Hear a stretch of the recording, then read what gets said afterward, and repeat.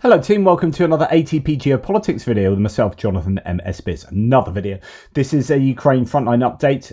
I feel I need to do this one before I hit the haystack. This is concerning the movements on the front lines for the last, did I do one 2 days ago now? This is for the 13th of November 2024. Let's start up in the Kursk area. There's a lot of pins on the map and they're not all the right colour as far as I'm concerned. We go to the Kursk area and we can see that the Russians have made some gains up in the Leonidovo area. This is going towards Malaya Lokhnya. This is an area that the Russians are trying to get to, both from the north, coming down the road that comes down here, and then a road that comes across there.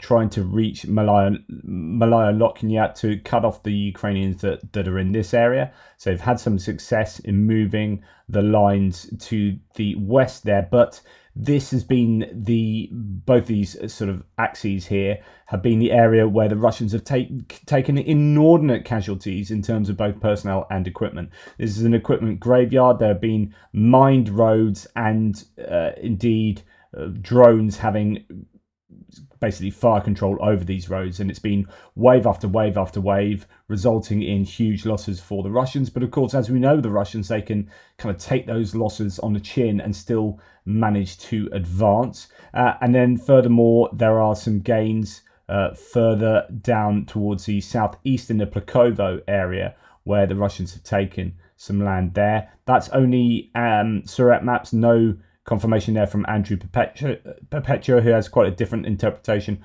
of where the lines are, pretty much all over the Kursk region, apart from maybe this area where there's a bit more agreement.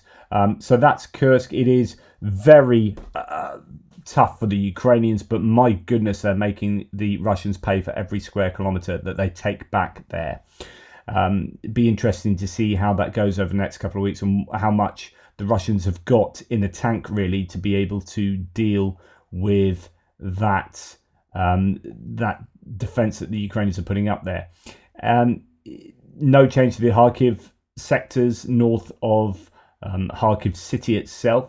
And then we come on to the Northeastern front line, and there are some, I don't know why the map keeps going backwards and forwards, it's not my fingers doing that. We have some gains for the Russians up to the south of Vyshneve there, and also apparently an attack into Kupyansk, so I hear. This is what Tim White has pretty much just said, and this is particularly worrying. So this afternoon, Russia surged through no man's land to reach almost the centre of Kupyansk. Deep States published a video of the incursion by 2 columns of vehicles into the town in Kharkiv. One armoured vehicle was only stopped in the town itself, and a tank was also hit. This is particularly worrying. If that is indeed the case, and I have no reason to think it isn't, that the Russians have managed to get right into Kupyansk. That is very, very bad news for the Ukrainians. Kupyansk is here. That means they've done an attack. Petropavlivka is supposedly under, some are claiming, under the control of the Russians. They could have broken through and into Kupyansk. I don't know whether that's maybe an area to the east of Kupyansk. Rather, I mean, it would be pretty amazing if they got all the way to the centre of Kupyansk. Anyway, that's what Tim White said. I've not seen that anywhere else, so take that with a pinch of salt, but that's certainly not good news. Coming down to the Pistchani sector, where the Russians, according to Surat maps, have made some gains north along the Oskil river by Karakivka. Just a small amount of gain there in the forest just there. And then Andrew Perpetua saying that the Russians have made some gains north of Persia Travnevi around Vyshneve here, where they have taken some land up to the blue line there. So that area now under their control. But that's within what Surat maps had already claimed. So it's not too bad when it's more of an agreement rather than one mapper showing extra territory taken. Here we have further to the south around Yampilivka, the Russians making further inroads into Terny, and it seems like they have control over half the settlement now, according to Surat maps. Some extra territory taken there, and some more just to the east of Yampilivka. which is worrying for the Ukrainians. Now, in Bilohorivka, we saw the Ukrainians pushing back there. The claim that actually they control all of this area there and have pushed the Russians off some of this sort of mountaintop, if indeed they ever had it. So Andrew Perpetua sees this all as grey zone anyway.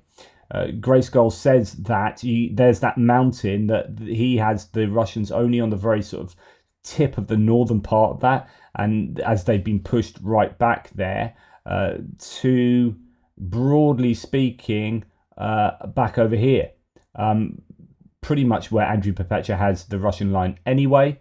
This is Grey Skull saying that the Ukrainians now control all of this and have pushed the Russians back to that kind of line there.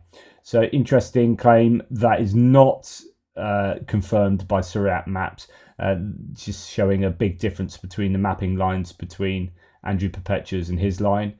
Andrew is showing that around Sperna the Russians have made some gains. They are fully in control of Sperna, and that's what we see there, but it's still well within the Suriyat maps mapping lines anyway, so again that's not too concerning there. Then when we come to, goodness me, bypassing Chasiv Yar, it's good news that there are no changes in Chasiv Yar. That's a real relief, at least there. And also Turetsk and New York has been really solid for the Ukrainians for some time now. In fact, the Ukrainians are pushing back, as according to Suriyat maps here, taking back some of that land around here. But actually, we had seen claims of this previously. Grey Skull was another mapper who had shown us claims of Ukrainians pushing the Russians back in these areas. So this could just be Suriyat maps kind of catching up with what had happened actually 3 or 4 days ago, maybe at the weekend. Slight jiggery pokery going on. Actually, I don't think those pins shouldn't be there, actually. Sometimes that happens for a weird coding reason or something. But anyway, good news that Turetsk is stable. In fact, the Ukrainians are pushing the Russians back. No change to the north of the Prokrosk front line. This could be slightly worrying here, that the Russians are moving along in this direction, because the main Ukrainian trench is around here that has been stopping the Russians. So I don't know exactly where it lies, but I'm hoping that these kind of movements aren't getting past the trench or in any place. But Andrew Perpetua agreeing that the Russians have got some more of the land around here, so wouldn't be too concerned with this, because it's more like agreement with what Suriyat maps had already said. There's no extra land taken apart from where you can see those darker pins, but that only really refers to like the odd field there. So it looks, I think, worse than it is in a Prokrosk area. And then when we get down to between Prokrosk and where I guess Vuhledar was, goodness me, where's Vuhledar now? There it is. We see that the Ukrainians are being put under immense pressure around here. So Suriyat maps has the Russians advancing along in the Karakivka area. A little bit of jiggery pokery there, but generally taking more and more land and possibly being able to come at Karakivka from the south. There is the Ukrainian defensive lines run in this direction, this area. So they use the reservoir as a kind of natural defense, but it does run sort of east-west. Makes you wonder, if they get down here, what the situation is going to be there. So you kind of need you need trenches running in that kind of direction, but of course it's difficult to predict where the Russians would break through in the future, when you've got essentially different directions that they could come from. Anyway, as we come back to Karakivka, there are claims that the Russians are fighting well within Karakivka now. No reports said yesterday that the Russians have managed to break into Karakivka and occupied parts of the eastern suburbs. Heavy fighting is underway. Meanwhile, Russians are putting heavy pressure on the areas south of Karakivka. The Ternivska Dam is destroyed, likely by the Ukrainians itself. Now, I was wondering this, and I complained the other day about the Russians blowing up the dam. It looked like it's a controlled explosion. And so that makes you think, oh, it's the Ukrainians doing that themselves.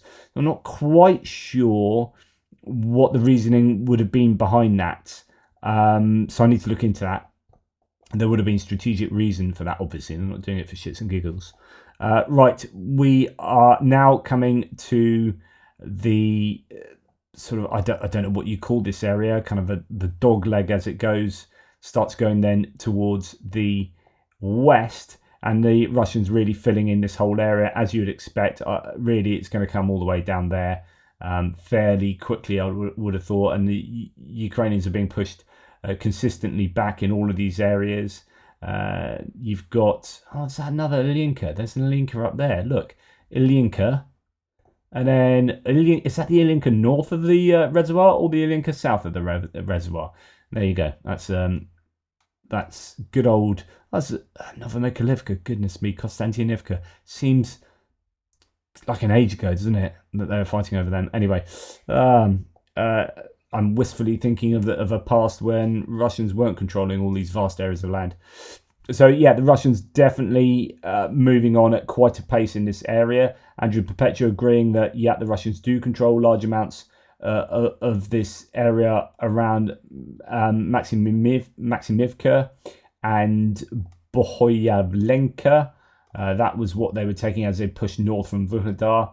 And they're going to continue to do that, of course, whilst also pushing from the east. So all of this will eventually be filled in. And then when we come further to the west, this is now around Staromlynivka. Really, the Russians have pushed pretty much to almost to where they were before the Ukrainians counterattacked in May 2023, taking back Staromlynivka, now in Rivnepil, and very close to Novodorivka as well, taking land in this area. So they are marching on there too.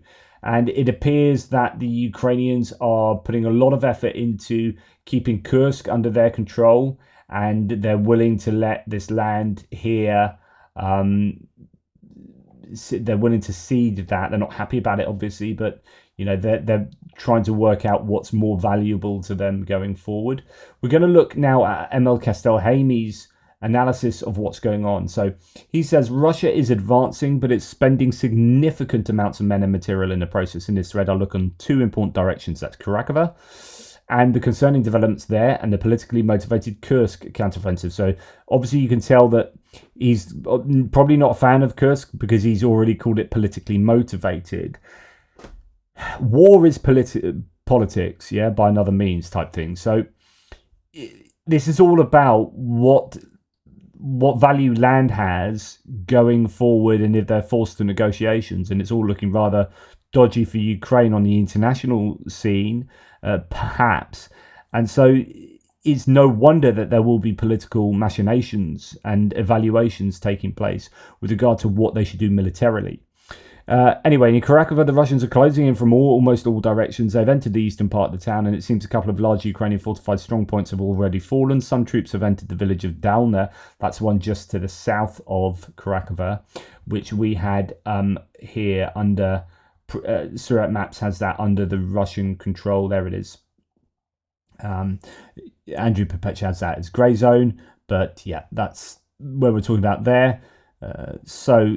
the latest advances are threatening the Ukrainian positions between Uspanivka and Yelizavetivka. It's unclear how firmly the Russians have been able to establish a presence in Dalna, but the fact that they're getting there at all so quickly is already an issue. So that's to say that you've got another couple of settlements. That's Uspanivka and this one down here, Yelizavetivka. So they're looking like, well, they're soon going to be in control of all those settlements, one would have thought. In a northern direction, Russians are less than 7 kilometers away from the supply road to Karakivka. There's still 11 kilometers of the road to the south. From the south, however, the Russians don't necessarily need to physically control the road from all sides to make the situation unsustainable. The Russian tactics are very costly and rely on a combined effect of numerical advantage in men, armoured vehicles, artillery and air support. The lack of Ukrainian reserves, manpower issues and insufficient operational capabilities undermine effective defensive operations. In Kursk, on the other hand, the Russians have renewed their attacks there and are now pushing strongly, especially against the western and northern flanks of the Ukrainian-controlled Kursk salient. They likely recaptured Progrebki and Pakovo, and the situation in many villages is unclear. So just to remind you, I know we've been there, but now that Castelhany's giving us a bit of an analysis of the area, let's go and find out where he's talking about, because you might not all know where these places are. So Pakovo's is one that I was talking about earlier, where the Russians have taken or look to be trying to take control of that. I mean, not all of it. It's a fairly, well, not large, but it's not just a tiny little village, Pakovo. And then when we go to the north here, that's Progrebki is that one north of Malaya Loknya that they appear to be in control of, according to Surat Mats. Not so much from Andrew's point of view, though. According to our assessment, the Ukrainians now control around 500 square kilometers there. There are some uncertainties as the situation is dynamic around many villages. However, it's very likely Ukraine now controls less than half of the territory it held as at its largest. So they've lost half of what they took in Kursk. The nature of the Battle of Kursk is becoming increasingly political. Russia reportedly has around 50,000 troops in the area. For example, elements of the VDV, naval infantry, motor rifle regiments. Ukraine has likely concentrated 20 to 30,000 troops in the general direction. These forces are now fighting over relatively insignificant peripheral countryside. The Ukrainians are in no position to seriously threaten any important logistical routes in military installations, cities, or other infrastructure. The Russians have clearly stated that they will not start any negotiations until Ukraine is driven out of Kursk. This locks them into an unnecessarily rigid political position, given the size and nature of the territory controlled by Ukraine. The Russians could have maintained a presence with lighter forces, still tying down Ukrainians in Kursk, while pursuing more significant goals down inside Ukraine. But instead, they've opted for the operation we're seeing now. Either the Russians have calculated that they have sufficient strength and equipment for offensive operations in many directions, and that the attrition at Kursk will not cause significant hindrances in any relevant scenarios, or they're prioritizing political goals above all. So this is interesting because it's political for the Russians, and I would argue even more so, given the history of 1943 Kursk, about this being inside Russia and this being an insult and an embarrassment for Putin. And what that means, perhaps as a calculation from the Ukrainians, that it means that the Russians are going to throw unnecessarily large amounts of effort and resources to taking this area back, which is exactly what the Ukrainians wanted. But the problem is they ended up taking North Koreans and scrabbling anyone they could get together to fighting here. So yes, there are 50,000, but they aren't, unfortunately, 50,000 that have been, I mean, many of them were taken from the other areas of the front line, but then Russia started being able to scrabble some together from elsewhere. But of course, if they're not fighting here, all of those 50,000 troops would be on the front lines elsewhere. And I think the attrition of the Russian forces here is such that this is, I still think is definitely worth the Ukrainians' while. The Russians are losing insane numbers of pieces of equipment and insane numbers of personnel. So it's political for the Russians, and I think the Ukrainians know that. It's hard to see how an area of a few hundred square kilometers, says Castelhany, with a town of 6,000 people could significantly affect possible negotiations.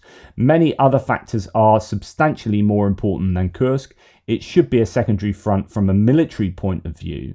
The situation may also be that both sides think they're attriting each other's forces and tying up the other's important units in the area. Ukraine too could use for the troops stationed in Kursk elsewhere, and they partly hold Kursk at the expense of Donetsk as well. Fortunately, the current Russian approach to Kursk moves some of the heavy fighting inside Russian borders, which is positive for Ukraine. So I still think this is definitely worth Ukraine doing it, but you've got to understand that they are losing areas of Ukraine as a result of here, but I think they would be lost anyway, because those forces, all of those forces, 50,000 Russian forces and 20 to 30,000 Ukrainian forces would be placed elsewhere, and I would suggest that the Russians would still be taking land, albeit slowly.